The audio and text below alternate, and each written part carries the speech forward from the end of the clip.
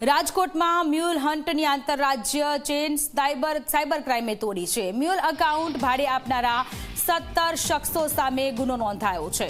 પોલીસે 11 આરોપીની ધરપકડ કરી છે। 16 કરોડથી વધુ ફ્રોડના રૂપિયા રાજકોટના મ્યુલ એકાઉન્ટમાં જમા થયા હતા। સાયબર ક્રાઇમે મુખ્ય સૂત્રધારને ઝડપી પાડવાની કામગીરી હાથ ધરી છે। તપાસ દરમિયાન હાલ 21 કરોડથી વધુના ગેરકાયદે વ્યવહારો સામે આવ્યા છે।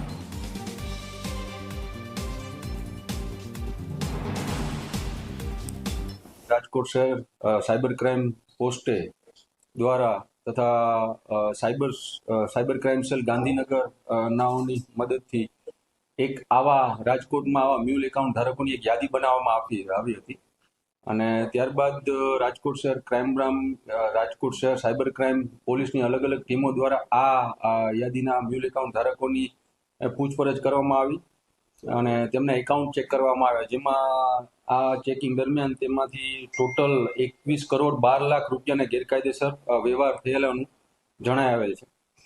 આ ડ્રાઈવ દરમિયાન અત્યાર સુધીમાં ટોટલ 6 ફરિયાદ દાખલ કરવામાં આવેલ છે, જેમાં 17 આરોપીઓ સામેલ છે। અત્યાર સુધીમાં 11 આરોપીઓની ધરપકડ થઈ ગઈ છે।